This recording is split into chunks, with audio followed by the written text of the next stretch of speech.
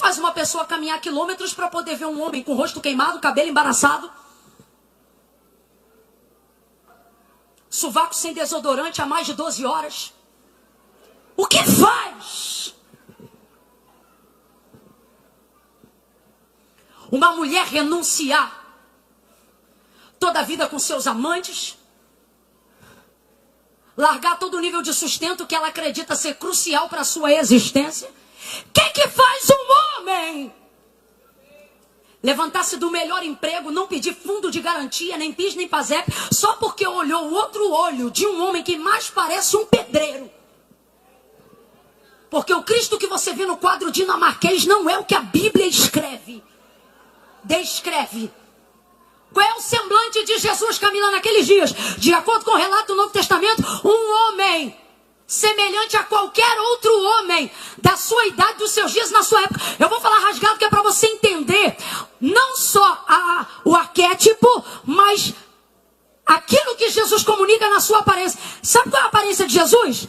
Provavelmente a aparência do rapaz que bateu uma laje, que ficou queimado do sol e que está voltando cansado depois de um dia de trabalho. Depois de mais de 8 horas de compressão do diafragma, pregando. Sabe qual é o semblante de Jesus? Estou falando isso para você entender que ele não é da elite. Ele não é do que tu entende como clero. Ele não é daquilo que você identifica como importante. Jesus, sabe qual é o rosto de Jesus? O semblante dele comunica a diarista chegando em casa depois de 8 horas de faxina na casa da patroa. O que a Bíblia revela é que ele era comum. Isso descreve 93% da população que pega ônibus, que anda a pé. Jesus não é o tipo de pessoa que você olha para ele e diz, tem aparência de líder. Não é. Não é. Nem exótico como João Batista ele é. A aparência dele é a aparência do Zé da Pipoca. Você está entendendo o que eu estou falando aqui? Eu estou trazendo aqui alguns tipos de uma vida comum para você entender. Para você entender. E eu não estou falando isso para diminuir quem tem uma aparência melhorada. Não. Mas é por isso que Jesus dizia, graças te dou, ó Pai, Senhor do céu e da terra, que ocultaste essas coisas. Que coisas? As revelações do meu poder. Ocultastes aos grandes. E revelastes aos... Os pequenos tinham uma identificação com Jesus. Quem eles representavam? O povo. Quem era o povo? A maioria. Por isso que quando lá na frente Pedro e João estão sendo perseguidos pelo Sinédrio, os homens que tinham poder para decretar a sua morte disseram, não vamos fazer isso aqui, porque muito é o povo que vai com eles. Por quê? Porque o povo se identificava com a mensagem de Cristo, que ainda era pregada por aqueles que foram levantados e erguidos como apóstolos da igreja. O que eu estou dizendo aqui, gente? A massa, a força que emana, vem do povo. Mas e se eu te disser nesta noite que Deus não me trouxe aqui para pregar para o povo, mas para pregar para os seus discípulos? Eu não vim desmerecer desta parte, pelo contrário, eu acabei de enaltecê-la. Acabei de falar de sua força, de seu poder de identificação, de seu poder de, inclusive, impedir decretos da autarquia. O texto diz que o Sinédrio, no dia que estava julgando Pedro e João, temia o povo. Não era César, não. Era o povo. Só que ainda assim eu preciso repetir e entregar a mensagem que Deus me deu. Deus me trouxe aqui para dizer... Diga a essa assembleia reunida aqui que o povo vai se deslumbrar com o efeito. O povo vai gritar. O povo tem o poder de determinar ou não decisões de hierarquias superiores. Mas Deus me trouxe hoje aqui para dizer, o povo não saberá que caminho escolher se os discípulos não mantiverem a visão de Cristo. Olha para mim. E qual é a visão de Cristo? não é a visão de quem está deslumbrado com o efeito, é a visão de quem está comprometido com a... Abre essa boca para eu entender que você está entendendo. Discípulo não está comprometido com o efeito, discípulo está comprometido com a... De novo, por favor, abra a boca, repreenda toda a preguiça. Discípulo não está envolvido com o efeito, discípulo está envolvido com a causa. Deus não nos congregou aqui nessa noite para ficarmos deslumbrados com o efeito. Ah, Camila, mas bem que podia, né? Porque a bem da verdade é que já existem muitos efeitos que já não acontecem mais no nosso meio. Qual foi a última vez que você viu milagres extraordinários, dos quais os antepassados contavam com frequência, em qualquer culto de oração que a gente orasse, às vezes na primeira canção, e aí você diz, o que está acontecendo? Por que já não tem tanto efeito? Porque efeito é consequência da causa, mas efeito não produz causa, é causa que produz efeito. Por isso o convite nesta noite é: voltemos à causa e o povo vai desfrutar dos efeitos. Ah, eu estou sentindo a graça de Deus aqui. Oh, meu Deus! Levante a mão direita o mais alto que você puder. Vamos, vamos, vamos. Coloque a esquerda na mesma altura. Não tenha preguiça. Não tenha preguiça. Eu tenho muita dificuldade de perceber gente com resistência de ouvir uma instrução debaixo da palavra que vem do altar. Aí eu penso, Deus, se tem dificuldade de ouvir um ser humano pregando a tua palavra, como é que será para obedecer as tuas ordens? Porque o próprio Deus disse, se você tem dificuldade de relacionar com quem está do teu lado, a quem tu vê, como é que tu me diz que serve a Deus a quem tu não vê? Então eu vou dar mais uma chance para quem está de mão abaixada me encarando. Levanta a mão direita e bota a esquerda o mais alto que você puder. Quando eu disser 3, oh meu Deus, você vai botar a mão no ombro do vizinho. Ah, Camila, mas eu não gosto. A gente não está aqui para emitir opinião, a gente está aqui para obedecer a palavra profética. Quando eu disser 3, você vai botar a mão no ombro do vizinho. Não desce que nem assim coisa não, que você não tem asa, você tem braço. Você vai abrir os braços em volta dele, dela, homens com homens, mulheres com mulheres. Quando eu disser 3, meu irmão, tu vai dar uma sacudida nele, vai dar uma sacudida nela. Ah, Camila, eu não gosto de sacudir. Fica tranquilo, Deus botou um profeta que vai te sacudir contra a tua vontade. Ele vai mexer com o teu espírito nessa noite. Quando eu disser 3, você vai sacudir ele ou ela e vai dizer assim: voltemos à causa. Voltemos à causa. Qual é a palavra de ordem? Vamos, qual é a palavra de ordem? É Pai, em nome de Jesus, estamos aqui como janela profética para a nação brasileira.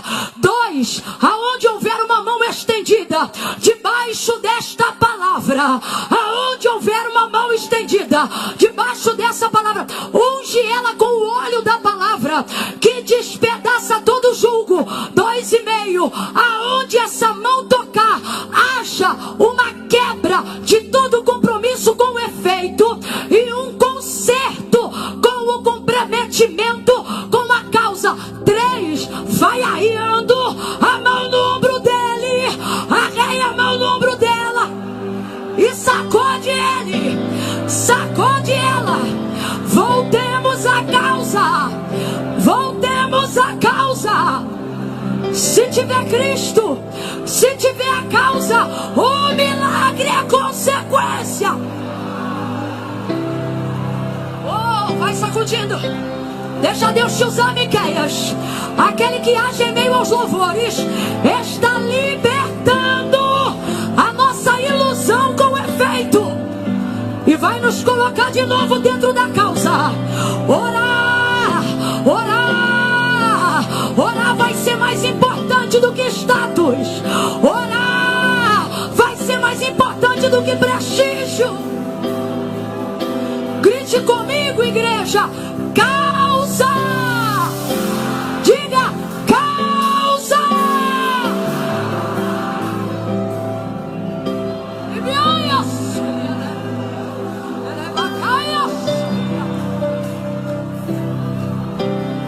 Por que falta força?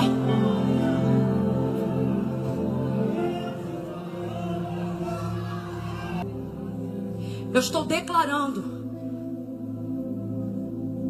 sob uma fé que eu tenho orado, Quem tiver fé para receber, toma posse agora. Que está chegando, e já é o tempo em que os milagres que envolvem a causa do Evangelho não vão precisar de uma direção e uma liberação para acontecer. Eles vão acontecer enquanto a gente estiver cantando. Eles vão acontecer enquanto a gente estiver pregando. E os demônios não vão mais ficar quietinhos tomando santa ceia, não. A nossa consagração ao cálice será tão envolvida com a causa que quem tomar errado, o próprio demônio vai se manifestar. Ou você está achando que não tem mais demônio? Tem, só que eles estão quietinhos. Por quê? Porque eles trazem a ilusão pelo efeito, mas a causa os expulsa. A causa os deixa em alvoroço. Por causa da causa. E qual é a causa? A causa é Cristo. E quem é Cristo? Cristo é a palavra.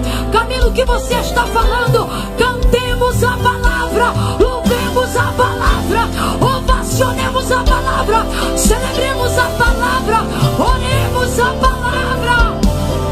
E Cristo manifestará o efeito para quem estiver comprometido com a causa. Camila, por que você está associando Cristo à palavra? Porque essa é a identidade de Cristo. Qual é a biografia de João sobre Cristo? No princípio era o... O que é verbo? Palavra. O verbo estava com Deus e o verbo era... Então a palavra é... E Deus é a... A palavra é... E Deus é a... Então quando eu falo da palavra, eu estou falando de quem? Quando eu oro a palavra, eu estou orando a quem? Quando eu peço com base na palavra, eu estou pedindo a quem? Olha o que ele vai dizer. No princípio era o verbo estava com Deus e o verbo era Deus. Nele estava a vida. Então onde está a nossa vida? Na palavra. Nele estava a vida. A vida era a luz dos homens. E a luz resplandeceu nas trevas. E as trevas não prevaleceram contra ela. Não está dizendo que não intentaram, não está dizendo que não lutaram. O que está dizendo é que elas não venceram, elas não prevaleceram. Aonde a palavra de Deus chega, o engano não fica. Aonde a palavra de Deus chega, a corrupção não fica. Aonde uma oração pela palavra chega, o mal é dissipado. Agora veja, quando eu estou envolvido pela causa, eu não preciso me preocupar com o efeito da minha chegada em lugar nenhum. Veja, se Deus é a palavra e se a palavra é Cristo, olha o que vai acontecer, por exemplo, quando ele chega em Gadara. Ele vai chegar em um lugar para libertar um rapaz que estava extremamente endemoniado. Mas quando ele chega nesse lugar, ele não chama o rapaz, nem chama os demônios daquele lugar. Escute isso. Quando ele chega, são os demônios que vão até ele. Você sabia que quem está envolvido com a causa não tem medo de demônio? Irmão, quem está envolvido com a causa, quando termina uma batalha, ele começa uma guerra.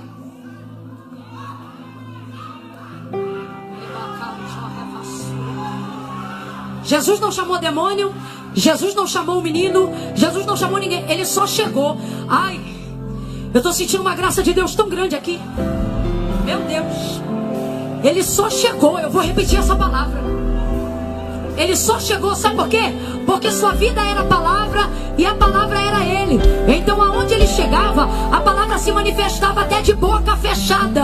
Porque ele tinha uma vida na palavra. Uma vida na palavra manifesta o que tiver que manifestar. Até quando a sua boca estiver fechada. Tem demônio que está amarrado no teu local de trabalho só porque você chega lá. Quer xingar e não consegue. Quer difamar e não consegue. Faz fofoca, mas não consegue a tua demissão. É o governo de quem vive na palavra, estabelecendo limites. Quando ele chega em Gadara, os demônios vão até ele implorar. Por favor, redobre a sua atenção. Quando ele chega em Gadara, os demônios vão até ele implorar. Que tempo é esse onde somos nós que estamos implorando os demônios para saírem? Já falei, sai. Sai agora, não tá ouvindo. Fulano, me ajuda aqui. Aí vem mais um. Sai, vambora. Não, é legião. Ok, vamos lá, mas de novo. Não, chama quem jejua. Aí vem quem jejua. Sai, vamos lá. O que tá acontecendo? Por que tá difícil? Ei, deixar vir a mim os pequeninos.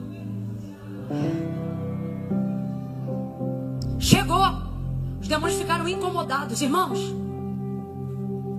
No efeito, até demônio brinca, mas na causa, demônio não consegue ficar. Aí eles disseram: já vieste nos atormentar? O que Jesus tinha feito? Nada, só tinha chegado. O que Jesus tinha feito? Nada, só tinha chegado. O que Jesus tinha falado? Nada, só tinha chegado. Uma candeia não pode ficar acesa debaixo da cama. Antes o seu lugar é no velador. Se o sal for insípido e não salgar, para nada presta, senão para ser pisado pelos homens. Coisa triste é um crente que entra e sai do ambiente e o ambiente não muda. Coisa triste é um crente que entra e sai do ambiente e ninguém recebe uma oração. Coisa triste é um crente que entra e sai de um ambiente desse e não dá um glória. Coisa triste é um crente que entra e sai de um ambiente e não desfruta de nenhuma atmosfera. Coisa triste é um crente que quando ele tá não faz diferença, e quando ele sai ninguém percebe, porque pra ele tudo igual. Mas coisa boa é um crente quando só chega e a vida dele já comunica a palavra. Aí o não fica. Aí quem fica perturbado não é o dirigente do culto. Aí quem fica perturbado são os demônios que pensaram que iam cultuar naquele dia.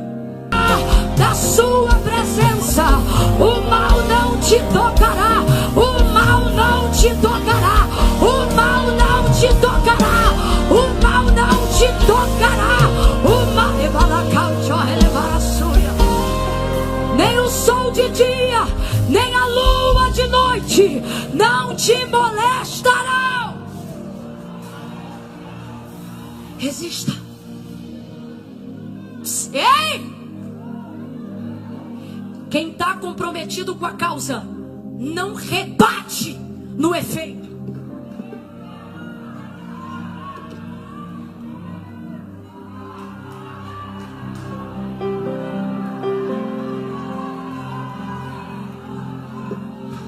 Grita comigo, causa! Bora que eu vou entrar aqui, diga causa! Eu não vou me demorar, diga causa! Quem está comprometido com a causa, quando recebe a afronta do outro lado, ele não é suscetível ao efeito, sempre foi comprometido com a causa. Ele não rebate na hora, ele não devolve na hora, ele não é esquentado. Se o pavio dele for curto, ele diz: Espírito Santo, alonga meu pavio agora. Porque não é sobre um vídeo, não é sobre uma matéria, não é sobre um minuto, não é sobre uma cláusula, não é sobre um contrato. É sobre o Evangelho. Isso transcende toda e qualquer necessidade de se justificar, de rebater, de cair para dentro. Aqui eu vou mostrar com quantos paus você faz uma canoa. Mostra com quantos jejuns o diabo sai. Não somos fortes por causa de força. Somos o que somos porque somos uma resistência. Porque a sede do sistema é nos destruir quanto corpo, é nos destruir quanto massa. Por que a sede do sistema é destruir a visão do Evangelho? Irmão, eu nunca vi ninguém se levantar contra o Pequeno Príncipe. Ah, Camila, mas C.S. Lewis, maravilhoso. As Crônicas de Nárnia também apontam para Cristo. Maravilhoso, mas ninguém te prende se você chegar com as Crônicas de Nárnia na China. Mas chega lá com o livro da capa preta. Isso aqui é um currículo de resistência. Aqui está a prova que no final não vence quem bate, vence quem aguentou apanhar até o final, sem redar o pé da palavra. Homens dos quais o mundo não era digno, mulheres na fraqueza se esforçaram. puseram em fuga exércitos estranhos. Como? Com espada? Com escudo? Com lança? Não! Elas simplesmente resistiam. Resista. Resista. Igreja brasileira, resista. Nação brasileira, resista. Povo de Deus, resista. Pastores, resistam. Volte a dizer naquela casa para os seus filhos: aqui nessa casa não. Aqui nós somos resistência. Ah, mas fulano vai achar isso e aquilo. O problema é do fulano. Nós somos a imagem de uma embaixada que mostra a resistência e o comprometimento com a causa. Camila! E qual é o meu compromisso? Com todo respeito, mas nosso compromisso está acima das denominações. E às vezes a causa é engolir o vinagre de uma esponja suja que limpou a sujeira de alguém antes de chegar na nossa boca. E em vez de fazer engolir. E o que o Espírito revela no nosso coração enquanto ouvimos essa mensagem é: como é que é? Rapaz, a nossa carne buga dizendo: eu vou engolir. Como é que eu vou engolir isso? Não é comum nosso, acerca de algumas circunstâncias, dizer assim, ó: isso eu não engulo. Não é comum nosso? Rapaz, e se eu te disser que para esta última hora da igreja o Senhor está dizendo: vai ter que engolir.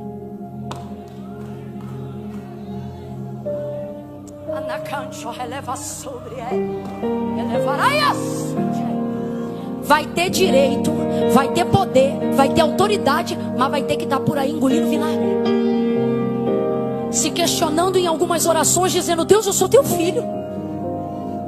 Vai ter que se ver vez ou outra numa situação como a de Jó, dizendo: olha, se eu pequei, o Senhor me fala, eu vou restituir. Se eu tô, por que eu estou passando por isso? Por que um homem como eu estou passando por isso, Deus? Por que uma mulher como eu está passando por isso, Deus? E aí Deus nos reúne hoje aqui para dizer: filho, o poder de consumar o Calvário não está no que você cospe, não está no que você rejeita, está na capacidade de que você tem de acolher e transformar o mal que te fizeram em cumprimento de palavra. Me ajuda a terminar a mensagem, vira para uns 2 ou 3 e fala assim: engole. Ai meu Deus, fala devagar que é muito ruim ouvir isso.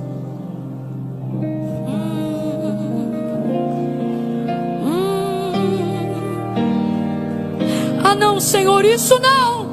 Isso sim. Ah não, Senhor, isso não. Isso sim. Sabe quando Jesus cessa completamente aquele sofrimento? Quando ele aceita o vinagre. Aí ele diz: está consumado. Jesus está dizendo: quando você engolir ao invés de cuspir, eu acabo com esse calvário. Quando a chibatada vem do outro, você não pode fugir. É prisioneiro, é açoitado, está debaixo de luta, de guerra. Agora, o vinagre não, poderia ter cuspido. O que isso significa? Deus está dizendo: através das suas atitudes eu vou te dar poder para encerrar esse ciclo de sofrimento.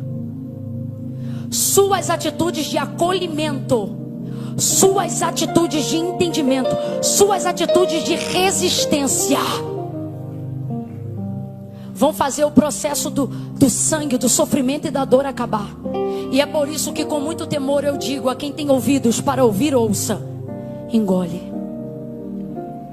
Não é o choro, é o vinagre. Pede perdão, se humilha, deixa amassar. Ah, Camilo, o que vão pensar de mim? Já dizia Charles Haddon Spurgeon: não fique chateado quando falarem todo mal a seu respeito. Lembre-se que você é bem pior do que eles pensam. Jesus que o diga. Humilhe-se. Humilhe-se. Não abdicou, não reivindicou o trono, mas se humilhou. se humilhou. E o que aconteceu, Camila? Aconteceu que quando ele morreu e disse está consumado e entregou seu espírito para Deus, aí vieram para quebrá-lo. Quebraram o da direita, quebraram o da esquerda. Vou falar de novo, aproveitar. Quebrou o que estava de um lado e quebrou o que estava do outro. Porque a igreja não deve estar nem de um lado nem do outro. Quando o assunto é corpo, a igreja deve estar buscando em Cristo, centrada em Cristo, defendendo por amor a Cristo. Importa-me primeiro obedecer a Deus, depois os homens. Quebraram o da direita, quebraram o da esquerda. Quando chegaram, porém, a Jesus, pensaram que iam quebrar ele também. Só que João estava lá como testemunha ocular. Pastor Ocival, como testemunha ocular, ele olhou e disse: ninguém me contou não, eu estava lá, eu vi. Quando vieram para quebrar ele, não puderam. A Bíblia não diz exatamente o motivo, mas eu imagino que é nessa hora que Nicodemos chega dizendo: quero esse corpo, estou aqui com a autorização de Pilatos para poder sepultar ele. Não puderam.